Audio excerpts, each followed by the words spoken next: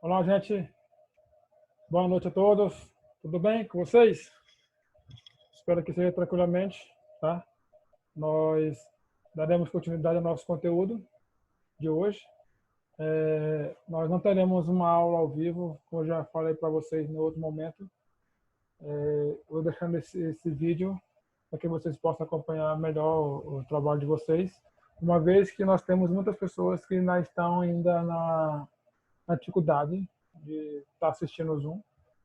E eu vou deixar esse vídeo para vocês com o conteúdo, a organização curricular e as regras comuns, né, que a LDB já traz, do artigo 21 ao 28.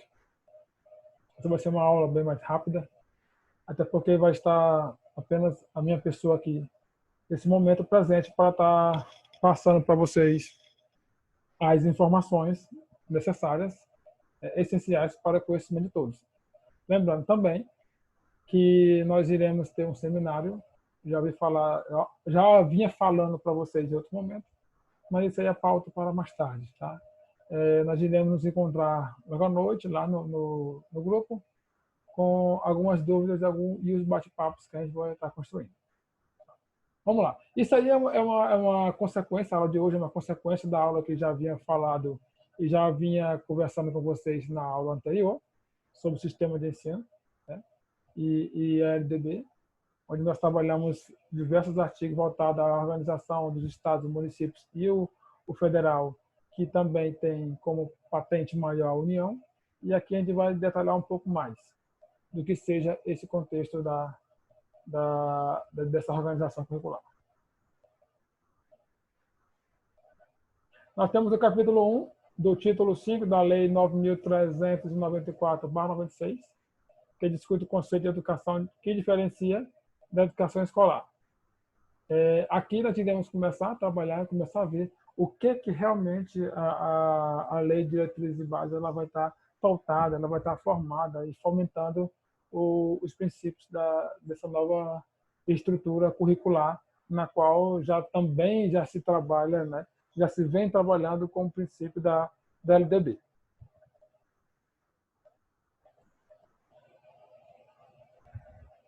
No artigo 21, diz assim: a educação escolar compõe-se de... O que compõe a educação escolar? Educação básica, formada pela educação infantil, que nós já vimos também, qual a formação da educação infantil, dividida em 2 etapas, de creche e pré-escola. O ensino fundamental também em 2 etapas, primeiro ao 5º ano e de 6º ao 9º. O ensino fundamental, agora, depois da sua atualização, né, daquilo que o MEC já trazia já com os seus decretos, ele coloca o ensino fundamental em 9 anos. Tá? E também temos o ensino médio, que não sofre com essa estrutura, né, que nós podemos dizer, da estrutura formatada, assim como era o ensino fundamental, que era de 8 séries, e passa agora a ser em 9 anos. Né? E aí tudo isso é organização curricular estrutural para melhor atender às demandas da educação no país. E também, lá no inciso 2, nós temos a educação superior, que já entra no outro regimento, entra outra formação. Aqui nós deixamos de falar um pouco do que é apenas a educação básica. Nós estamos falando da educação escolar, que envolve a educação básica e o ensino superior. Aí envolve o tecnólogo superior, envolve a graduação, especialização, mestrado, e aí sucessivamente os cursos que estão e que são desenvolvidos pelo ensino superior. Tá? Aí o que vem no capítulo 2 da educação básica, no artigo 22, ele diz o seguinte: a educação básica tem por finalidade desenvolver o educando, ou seja, desenvolver quem? O aluno. E assegurar a esse aluno a formação comum indispensável para o exercício da cidadania e fornecer-lhes meio para progredir no trabalho e em estudos posteriores, ou seja, resgatar de forma cognitiva, trazer para a formação desse cidadão, desse aluno, a capacidade, a plenitude de poder ingressar no mercado de trabalho. E seus cursos de ensino, seus cursos do ensino superior, né, que são as graduações, pós-graduações, entre as mais diversas atividades de nível superior da educação, e não mais da educação básica, né? Quando sai do ensino médio, você já perde o teor da educação básica e passa a ser apenas o princípio da educação. E aí ele vai se organizar, ele vai ter a oportunidade de ter isso para o seu desenvolvimento, né, escolar. Aí, só um resumo do que pode ser mais ou menos isso, daquilo que eu já falei do artigo 22. Bom, a partir desse artigo 22, a lei vai tratar de disposições curriculares para o funcionamento das etapas e modalidades. A modalidade de quê? De ensino. Quais são as etapas? Nós temos a etapa do ensino fundamental, do ensino médio, educação infantil. E as modalidades? Presencial, semipresencial, o ensino híbrido, tá? E diversas outras modalidades que o ensino, o sistema educacional brasileiro, ele vai oferecer para todos que estão nele, tirando proveito para se qualificar melhor. Tá? E aí ele vai encontrar as suas diversas especialidades de acordo com as suas regiões. Né? Tem atividades curriculares que acontecem apenas na região Nordeste, que na região Sul não tem.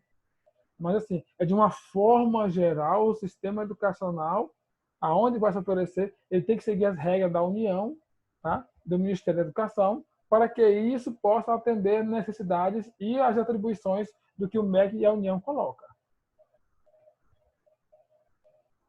Nós temos também, já no artigo 23, a educação básica poderá organizar-se, veja só, veja como é que é isso, a educação básica poderá organizar-se em séries/anos anuais. Porque o ensino fundamental, como eu acabei de falar, ele sofre uma alteração na sua estrutura organizacional, né, que o MEC já coloca, tira tudo aquilo que era considerado em série e coloca tudo aquilo que é anos, mas apenas do ensino fundamental, do primeiro ao 9º ano. E como eu já falei, o ensino médio não sofre essa estrutura. É a primeira, é a segunda e a terceira série do ensino médio. Ele permanece. Mas a estrutura curricular do ensino médio, ela vem obedecer à estrutura curricular da BNCC, que é a Base Nacional Comum Curricular, que tem as suas versões atualizadas já de 2018, né, que foi a última versão que teve dentro do nosso território e que nós temos que obedecer essas versões e começar a trabalhar em cima dela. Inclusive, esse ano, todo o sistema educacional brasileiro já está trabalhando na ênfase da educação a partir da BNCC. Os livros também já estão todos eles organizados, seja ele lá no ensino privado, seja ele no ensino público, seja ele no ensino federal, estadual e municipal. Tá? E aí, essa organização na escola, pelo ensino básico, ele, além dos anos, vão estar trabalhando em períodos semestrais, né? Períodos semestrais, quem trabalha muito com períodos semestrais é as universidades, tá? Que são, na verdade, assim, o ensino básico também trabalha, mas só que quando fala período semestral, a gente lembra muito das instituições de ensino superior, que ela não trabalha tanto com o bimestre, ela vai trabalhar mais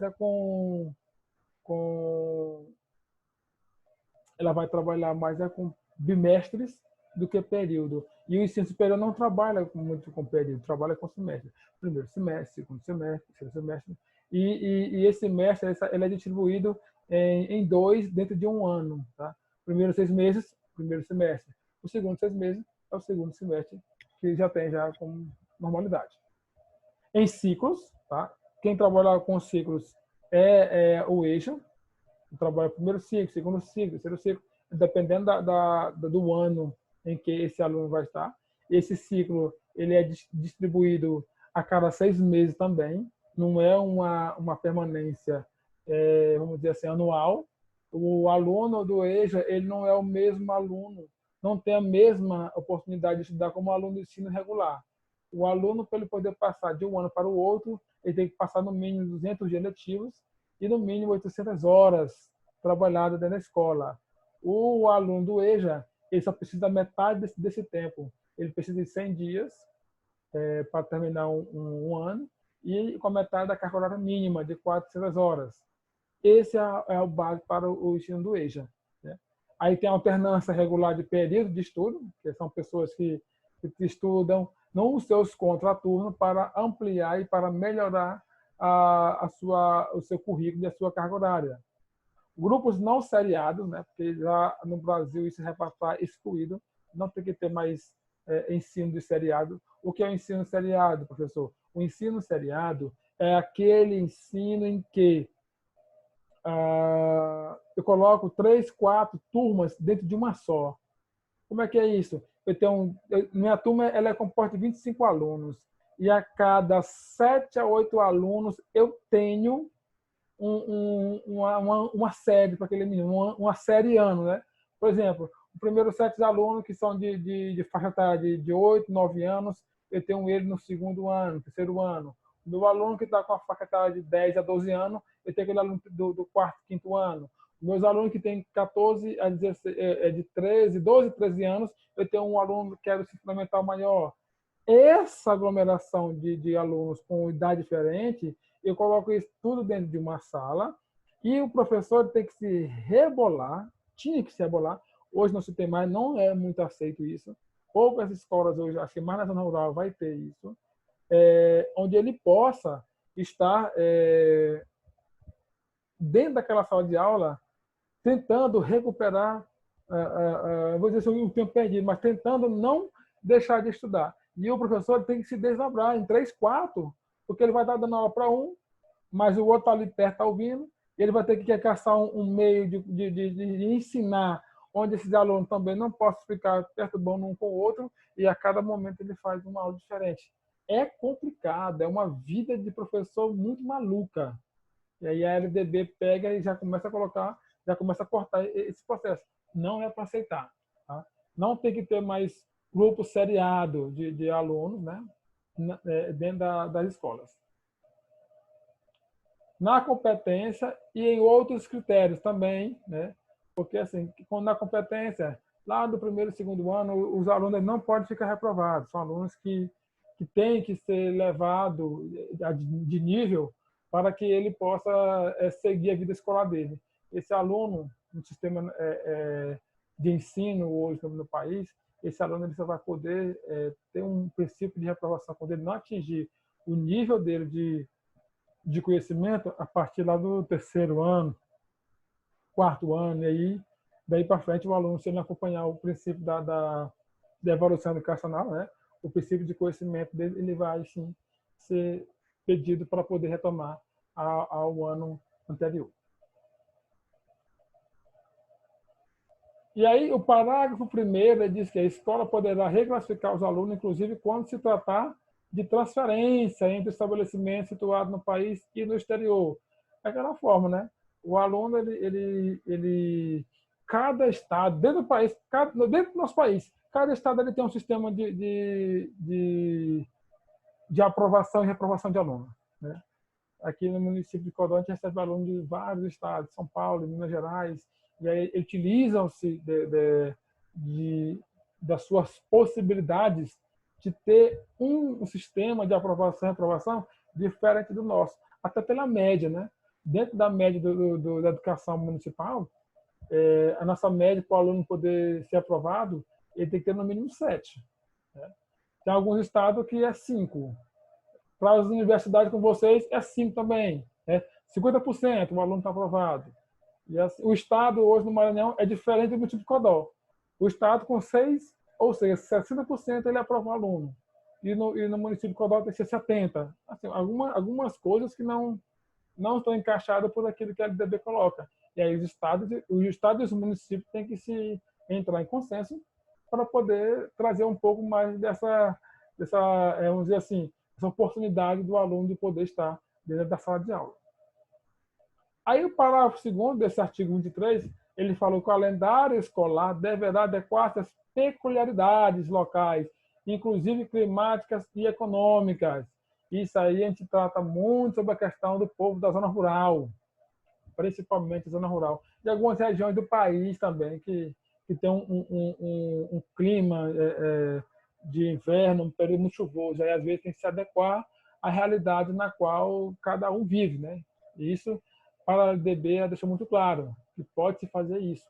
E é viável que se faça isso. E aí o sistema de ensino, juntamente com a sua flexibilidade, né, reduz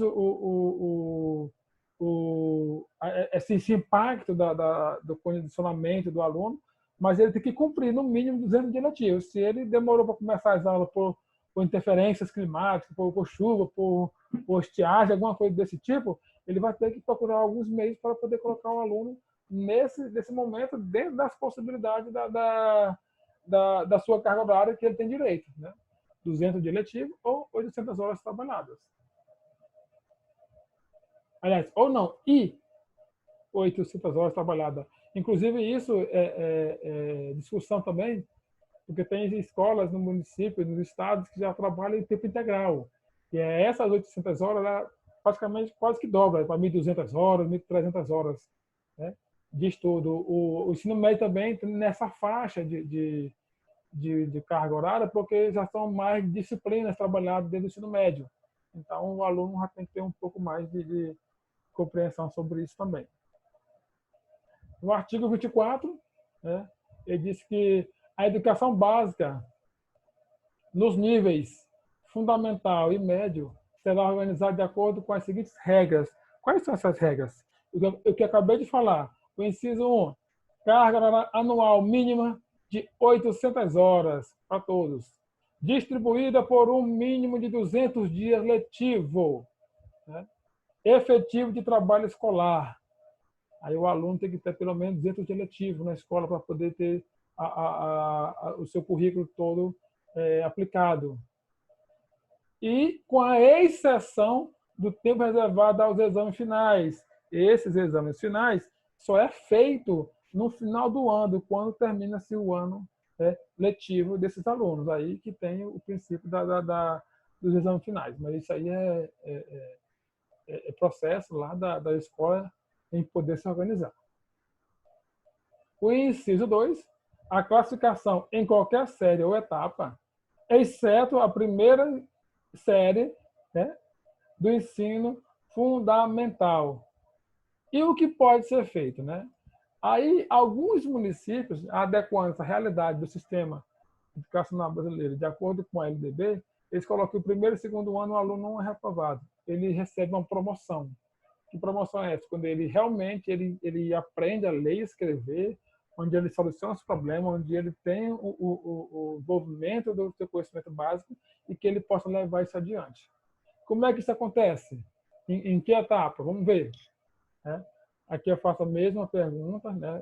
Eu falo mesmo o inciso do slide anterior, e aqui eu vou colocar o que pode ser feito. Né? Como é que o aluno pode progredir de um ano para o outro na primeira série, né? Agora não é mais série, é série / ano. Né? Por quê? Por promoção para os alunos que cursarem com aproveitamento a série / ano ou fase anterior na própria escola. Ou seja, ele sai de um nível para o outro. É que na educação infantil. A gente diz não. A gente a certeza e aquilo que a LDB coloca, que o primeiro ano do ensino fundamental é o fechamento da alfabetização desse aluno. Ou também por transferência, né, na linha B, por transferência para candidatos procedentes de outras escolas. Às vezes o menino está lá do primeiro ano da escola Machado de Assis e quer vir para cá, para o São José. Ele fez o primeiro ano lá, ele pega o documento dele e leva para a escola. Ó, eu estava no primeiro ano na escola e nesse ano agora eu quero estudar o segundo ano. Ele pode também. E, na linha C, independentemente da escolarização anterior, mediante avaliação feita pela escola, que define o grau de desenvolvimento e experiência do candidato e permite sua inscrição na série ou etapa adequada, conforme a regulamentação respectiva do sistema de ensino. E se tudo ainda, esse aluno tiver estudado o primeiro ano, o ano anterior, numa escola, e ele quiser entrar nessa escola pela idade dele, e aí as escolas têm essa procedência de pegar o seu regimento e trabalhar em cima disso, o aluno que chegar e ele não cursou o primeiro ano do ano anterior, e a gente está vendo que ele tem capacidade de ir para o segundo ano, né, a gente faz uma avaliação diagnóstica para saber se esse aluno realmente entende os princípios básicos de aprendizagem que ele tem que ter daquele ano para poder passar para o outro. Se ele conseguir, vamos para frente. Tá? E, inclusive, isso tem acontecido em vários estados. Inclusive, já temos até alunos, né, com superdotação que, com 14 anos, terminam até o ensino superior. Isso vai muito daquilo que cada um desenvolve dentro de si. Isso é um princípio genético. O inciso 3, nos estabelecimentos que adotar progressão, né, que adotar progressão regular por série, o regimento escolar pode emitir forma de progressão parcial, desde que preservada a sequência do currículo, observado o normativo e respectivo sistema de ensino. Mais uma vez, aquilo que cada escola pode trazer, né, onde a LDB te dá essa oportunidade de você trazer aquilo que for mais conveniente e mais proveitoso para o aluno, onde ele realmente possa ter a sua progressão estipulada e dentro dessa progressão estipulada ele possa ter melhor aprendizado, que é o que a gente quer, né? É o que a gente está buscando desses alunos. No inciso 4, poderão organizar-se em classe, turmas, alunos de séries distintas, com níveis equivalentes, adiantamento de matéria, para o ensino de língua estrangeira, arte ou outros componentes curriculares. São alguns dos currículos onde aquele aluno ele tem a deficiência no ano anterior, isso chama-se de aproveitamento de estudo. Ele teve deficiência no ano anterior, não conseguiu passar, não conseguiu se integrar, né? Mas 80% desse currículo ele tem aproveitamento. Aí a escola coloca ele no ano seguinte, onde ele deveria estar, mas ele fica pagando disciplinas anteriores. Ele vai se organizar para poder fazer essa complementação. Além da disciplina dele que ele tem do ano, ele vai ter que recuperar a disciplina dos anos anteriores durante o ano de estudo dele. Né? Então, é um desafio para o aluno. E aí, no inciso 5º, a verificação do rendimento escolar, observa-se os seguintes critérios: avaliação contínua e cumulativa, né, do desempenho do aluno, são as avaliações que a gente faz rotineiramente, né, comumente, por prevalência dos aspectos qualitativos sobre os quantitativos e dos resultados ao longo do período sobre as eventuais provas finais. O qualitativo sobre os quantitativos, a qualidade do aluno, a participação, a assiduidade, está tudo dentro da LDB. Quando o aluno ele pensa que ele vai estar apenas na sala de aula, fazer uma prova, depois some de novo, e não aparece mais, tirei 10, estou bem, estou na fita. Não. Os qualitativos também têm que ser avaliados. Participou, teve assiduidade, desenvolveu atividades, entregou no tempo certo. Tudo isso faz parte da construção do currículo e da avaliação do aluno. Possibilidade de aceleração de estudo para alunos com atraso escolar.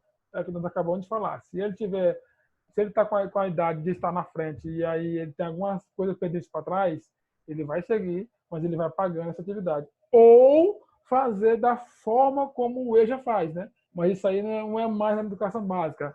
Isso aí já é no ensino superior. Na educação básica, sim. Aí nós temos o EJA e vai até o ensino médio. O aluno está atrasado de acordo com a sua idade, né, e estudo, ele vai fazer o EJA para poder acelerar e conseguir terminar em tempo mais hábil.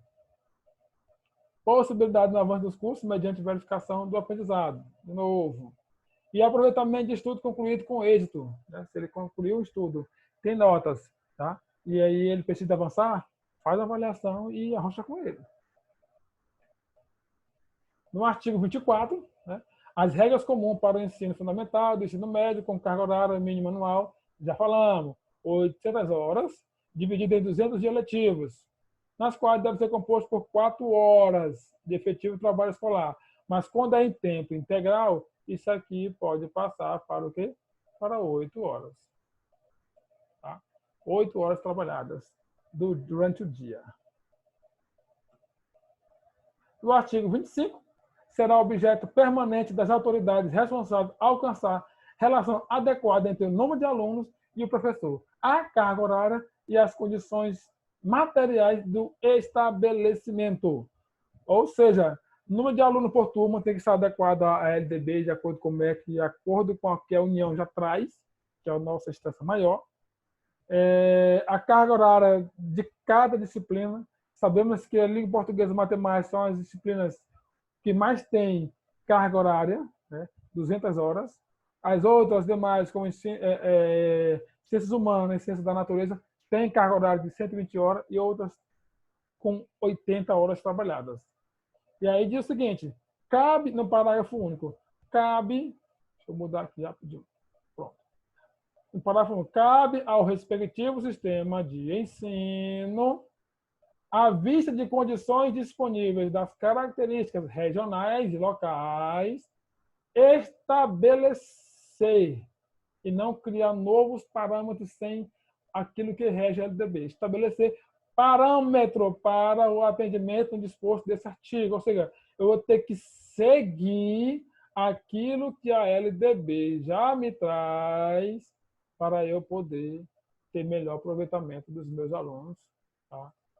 Nos anos seguintes. Bem detalhado daí. Isso aqui é questão de concurso também. No artigo 26, os currículos de educação infantil, do ensino fundamental e do ensino médio devem ter base nacional comum, a famosa BNCC, onde todos têm que ter aquilo que o PNE, o Plano Nacional de Educação, trabalha na universalização da educação, do ensino. Aquilo que é colocado aqui, tá? Aqui para nós, Nordeste, é colocado também no Sul, no Sudeste e em outras instâncias, né, que traz esse envolvimento da educação, para que todos possam ter a mesma oportunidade e não possa ser discriminado. Porque, eu moro no Nordeste, aqui no Sul ninguém quer gente assim, não. Aqui só tem gente inteligente. Acha que só eles que podem estudar. E aí a gente tem... E a versa também. A gente chega do estado do Sul, Sudeste, a gente chega... esse só quer ser, viver da capital, aquela coisa. É critério, né? Isso chama de exclusão social. E aí a LDB agora pega e tira. Agora é um processo universalizado. E aí é o que a BNCC também traz para melhor condicionar essas situações onde o aluno, às vezes, tem um preconceito do outro. E aí também trabalhar a parte diversificada exigida pelas características regionais e locais da sociedade, da cultura, da economia do educando. Já falei isso para vocês lá na BNCC, aquilo que nós trabalhamos no DCTMA e aquilo que a BNCC traz. A BNCC te coloca numa situação onde cada estado, cada município pode fazer com que esse documento possa chegar nas mãos de quem realmente necessita a trabalhar as suas regionalizações, a sua parte diversificada. Vamos ver o que diz o parágrafo primeiro. Os currículos a que se refere o artigo devem abranger obrigatoriamente o estudo de língua portuguesa, né, que são o plano curricular de linguagem, e da matemática. O conhecimento do mundo físico e natural, que é o que trabalha a ciência da natureza, e da sociedade e política, especificamente do Brasil, é o que fala as ciências humanas, trabalha a geografia e trabalha a história. Falando nisso, eu falei na outra turma também, que esse momento da organização do trabalho para compor essa estrutura, dentro do que se coloca a BNCC, né, e aquilo que o município necessita ter, nós temos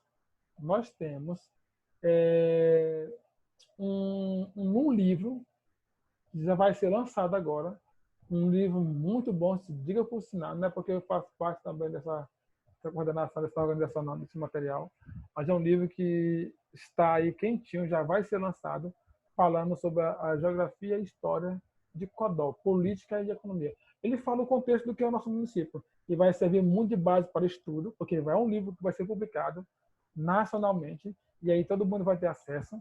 E quando eu receber esse livro em PDF já organizado por uma editora de Fortaleza, que ela veio fazer aqui, vocês vão ver o que é a beleza. Não é só texto, é figuras, é imagem, é tudo que é atual da gente hoje vai estar nesse livro. Não é mais aquelas questões antigas, de fotos antigas, não.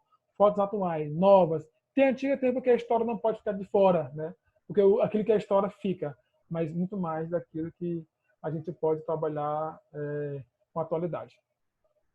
Aí também tem o ensino de arte, especialmente em suas expressões regionais, constituirá o componente curricular obrigatório nos diversos níveis de educação básica e de forma a promover o desenvolvimento cultural dos alunos. Não trabalha mais a arte apenas naquele negócio de desenhar, de colocar estrutura, gravura. Não. É estudar mesmo o que é a arte, de onde ela veio e como é que essa arte pode ser trabalhada para conhecimento das suas expressões culturais e regionais. Muito bom essa parte. O parágrafo terceiro fala da educação física, integrada à proposta curricular. A educação física ela é um componente obrigatório, não pode mais sair disso, do componente curricular. Tem que ser trabalhado. Ele será apenas facultado para alguns alunos, né, que cumprem jornada de trabalho igual superior a 6 horas, alunos que trabalham, né, e estudam ao mesmo tempo, e tem 6 horas de carga horária diária, ele pode ser dispensado das atividades da educação física. Maior de 30 anos de idade também é facultado. Quem tiver prestando serviço militar, porque ela já tem atividade física, então precisa ter essa duplicidade de atividade. Né? E tudo isso está amparado pela lei de decreto de 1044 de 1969. Então, isso não é coisa nova. O que é novo é que a educação física tem que ser uma proposta pedagógica da escola, como disciplina obrigatória. Tá? E está lá no artigo 26. Vamos ficar bem atentos a esse processo também.